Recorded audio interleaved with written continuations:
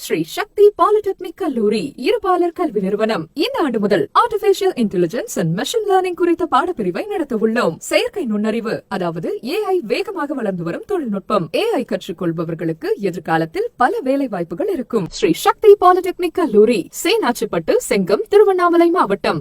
போன்ற லட்சோப லட்சம் தொண்டர்கள் இயங்கிய அனைத்திந்திய அண்ணா திராவிட முன்னேற்ற கழகத்துடைய பொதுச் செயலாளர், மாட்சிமை மிகுந்த முன்னாள் முதலமைச்சர், தமிழகத்துடைய பிரதான எதிர்க்கட்சி தலைவர், 2026 நடைபெற இருக்கின்ற சட்டமன்ற தேர்தலில் அனைத்திந்திய அண்ணா திராவிட முன்னேற்ற கழகத்தின் சார்பில் மீண்டும் தமிழக சட்டமன்ற தேர்தலில் வெற்றி பெற்று முதலமைச்சராக பதவியை அலங்கரிக்க இருக்கிற என்னுடைய மரியாதைக்குரிய அருமை அண்ணன் எடப்பாடியார் அவருடைய ஆணையின் அடிப்படையில் பேரறிஞர் பெருந்தகை அறிஞர் அண்ணாவுடைய பிறந்தநாள் விழா செங்கம் சட்டமன்ற தொகுதி அனைத்திந்திய அண்ணா திராவிட முன்னேற்ற கழகத்தின் சார்பிலே சிறப்பான முறையிலே நடைபெற்றுக் கொண்டிருக்கிறது. இந்த நல்ல நிகழ்ச்சியிலே நன்றியுரை ஆற்ற இருக்கிற மரியாதைக்குரிய நகர அம்மா பேருடைய செயலாளர் அன்புக்கினிய சகோதரர் MRT குமார் அவர்களே,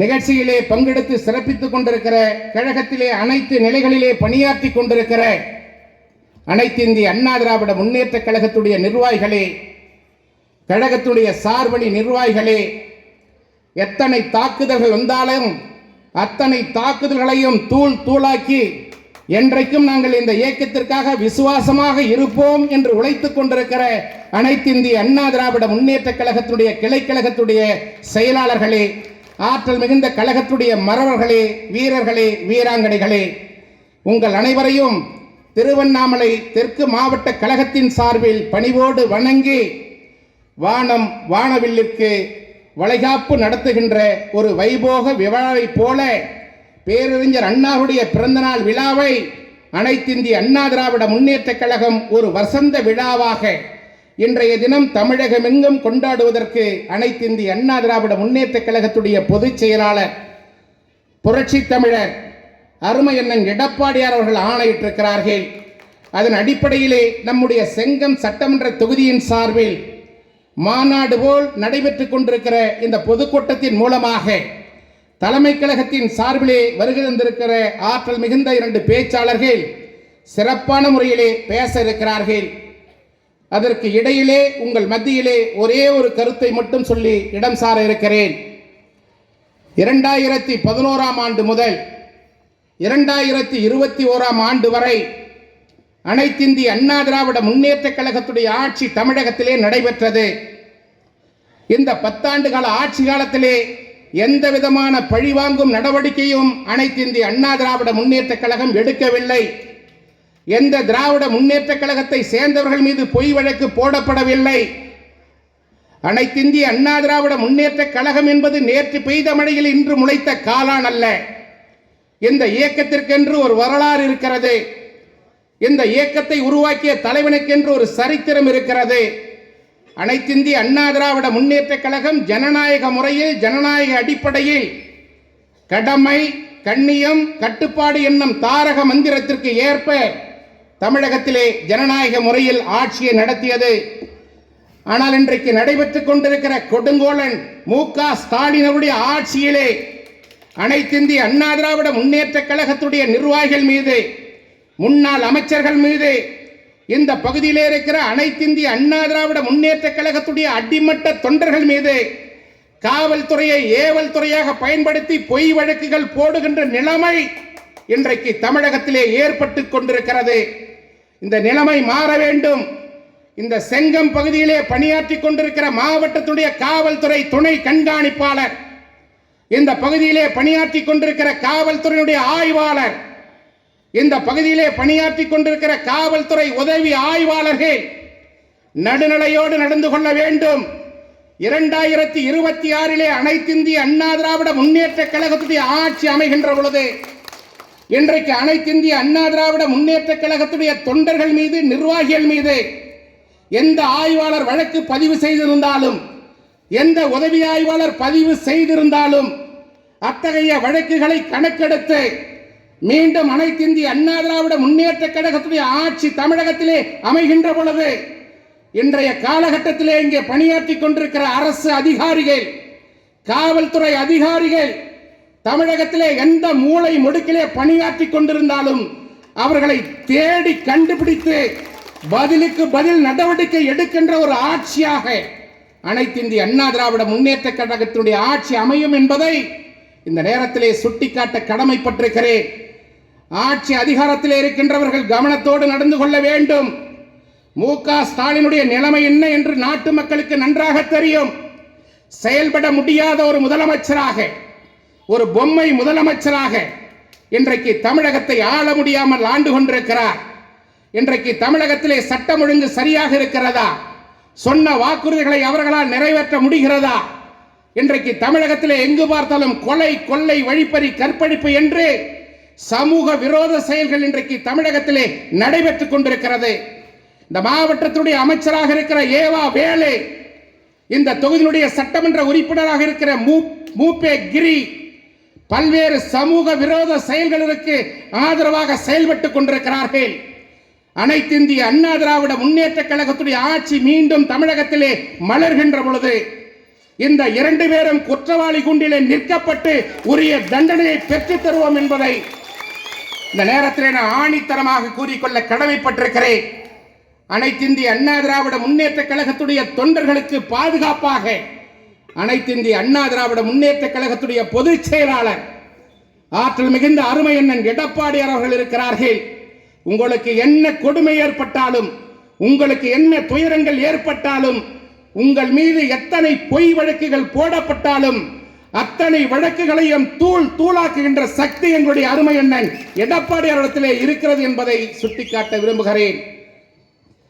இந்த பகுதியிலே கழகத்துடைய நிர்வாகிகள் மீது போடப்படுகின்ற வழக்குகளை நாங்கள் கணக்கெடுத்துக் கொண்டிருக்கிறோம். அனைத்து இந்திய அண்ணா திராவிட முன்னேற்ற கழகத்துடைய ஆட்சி அமைகின்ற பொழுது அத்தனை பொய் வழக்குகளும் தூள் தூளாக்கப்பட்டு உங்களை விடுதலை செய்கின்ற சூழ்நிலையை அண்ணன் எடப்பாடியார் அவர்கள் உருவாக்கி காட்டுகிறார்கள் என்பதை இந்த நேரத்திலே பணிவோடு தெரிவித்துக் கொள்ள கடமைப்பட்டிருக்கிறேன். ஆட்சி அதிகாரத்தில் இருக்கிற மு.க. ஸ்டாலின் அவர்கள் 14 நாட்கள் வெளிநாடு பயணம் சென்றார்கள். எதற்காக சென்றார்கள்? 8000 கோடி அளவிலே நாங்கள் வெளிநாட்டு முதலீடுகளை ஈர்த்து வருவோம் என்று சொன்னார். ஆனால் நடந்தது என்ன? அவர்களுடைய கருப்பு பணத்தை வெளிநாடுகளிலே முதலீடு செய்து மீண்டும் அந்த பணத்தை தமிழகத்திலே வெள்ளை பணமாக மாற்றி கணக்கிலே கொண்டு வருவதற்காக ஒரு சுற்றுப்பயணம் மேற்கொண்டிருக்கிறார்.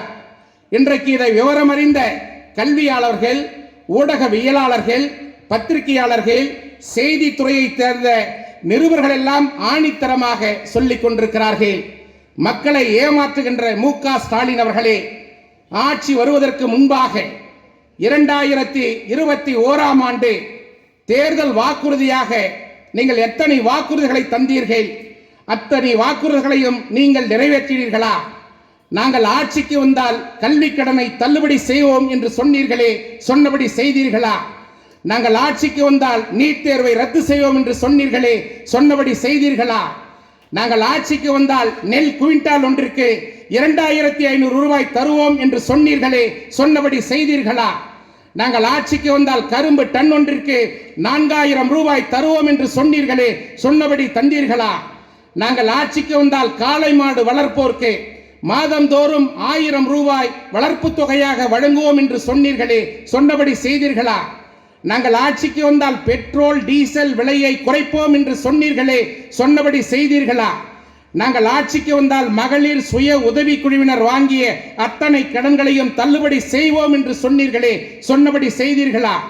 நாங்கள் ஆட்சிக்கு வந்தால் மாதந்தோறும் மின்சார கட்டணத்தை கணக்கெடுப்போம் என்று சொன்னீர்களே, சொன்னபடி செய்தீர்களா?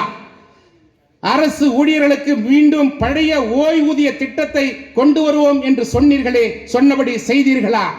போக்குவரத்து தொழிலாளர்களுக்கு பழைய ஓய்வூதியத்தை வழங்குவோம் என்று சொன்னீர்களே, சொன்னபடி செய்தீர்களா? பகுதி நேர ஆசிரியர்களை நிரந்தர ஆசிரியர்களாக பணியமர்த்துவோம் என்று சொன்னீர்களே, சொன்னபடி செய்தீர்களா? தமிழகத்திலே இருக்கின்ற 2,16,00,000 குடும்ப தலைவிகளுக்கு நன்றாக நினைவிலே வைத்துக் கொள்ள வேண்டும். தமிழகத்திலே இருக்கின்ற 2,16,00,000 குடும்ப தலைவிகளுக்கு நான் ஆட்சிக்கு வந்ததும் உரிமை தொகை 1000 ரூபாய் மாதந்தோறும் வழங்குவேன் என்று சொன்னீர்களே, சொன்னபடி செய்தீர்களா? சட்டமன்றத்திலே நான் எடப்பாடியார் அவர்கள் கடுமையான கேள்விகளை தொடுத்ததற்கு பின்னாலே கடந்த ஆண்டு செப்டம்பர் மாதம் முதல் இந்த திட்டத்தை செயல்படுத்துவோம் என்று அறிவித்தீர்கள். அறிவித்தபடி தமிழகத்தில் இருக்கின்ற 2,16,00,000 குடும்ப தலைவிகளுக்கு மாதந்தோறும் 1000 ரூபாயை தந்தீர்களா? இல்லையே, மாறாக இன்றைக்கு தமிழகத்தில் இருக்கின்ற 70 லட்சம் குடும்ப தலைவிகளுக்கு மட்டுமே இந்த தொகை வழங்கப்படுகிறது. ஆனால் அரசின் சார்பிலே சொல்லப்படுகின்ற கணக்குகளின் அடிப்படையில் 1 கோடி மகளிர்களுக்கு இந்த தொகையை நாங்கள் வழங்குகிறோம் என்று தவறான புள்ளி விவரங்களை இந்த அரசு அளித்துக் கொண்டிருக்கிறது. இதையெல்லாம் மக்கள் கவனித்துக் கொண்டிருக்கிறார்கள். இன்றைக்கு தமிழகத்தினுடைய நெடுஞ்சாலைத்துறை அமைச்சராக இருக்கிற ஏவா வேலு தான் தமிழகத்தினுடைய நெடுஞ்சாலைத்துறை அமைச்சர் என்பதை மறந்துவிட்டு திருவண்ணாமலை மாவட்டத்தினுடைய நெடுஞ்சாலைத்துறை என்பதாக மட்டுமே நினைத்துக் கொண்டு செயல்பட்டுக் கொண்டிருக்கிறார். அவருக்கு அடிவடிகளாக இருக்கின்ற இந்த மாவட்டத்தினுடைய சட்டமன்ற உறுப்பினர், திராவிட முன்னேற்ற கழகத்துடைய ஒன்றிய செயலாளர்கள், திராவிட முன்னேற்ற கழகத்திலே அங்கம் வகித்துக் கொண்டிருக்கிற ஒன்றிய குழு தலைவர்கள் உள்ளிட்ட யாராக இருந்தாலும் அனைத்து இந்திய அண்ணா திராவிட முன்னேற்ற கழகத்திற்கு எதிராக யார் செயல்பட்டாலும் அவர்கள் வீதியிலே நடமாட முடியாத சூழ்நிலையை அனைத்து இந்திய அண்ணா திராவிட முன்னேற்ற கழகத்துடைய தொண்டர்கள் உருவாக்கி காட்டுவார்கள் என்பதை இந்த நேரத்திலே உறுதியோடு தெரிவித்து, மிக சிறப்பான முறையிலே இந்த பொதுக்கூட்டத்தினை ஏற்பாடு செய்திருக்கிற மரியாதைக்குரிய செங்கம் மேற்கு ஒன்றிய கழகத்துடைய செயலாளர் அவர்களுக்கும், அவருக்கு உறுதுணையாக செங்கம் கிழக்கு ஒன்றிய செயலாளர், தண்டராம்பட்டு கிழக்கு மேற்கு ஒன்றிய கழகத்துடைய செயலாளர், ஜமுனாமுர்து தெற்கு ஒன்றிய கழகத்துடைய செயலாளர், செங்கம் நகர் கழகத்துடைய செயலாளர் உள்ளிட்ட கழகத்துடைய நிர்வாகிகளுக்கு என்னுடைய நெஞ்சம் நிறைந்த வாழ்த்துக்களையும் பாராட்டுகளையும் தெரிவித்து வாய்ப்புக்கு நன்றி கூறி இடம் சார்கிறேன். நன்றி, வணக்கம்.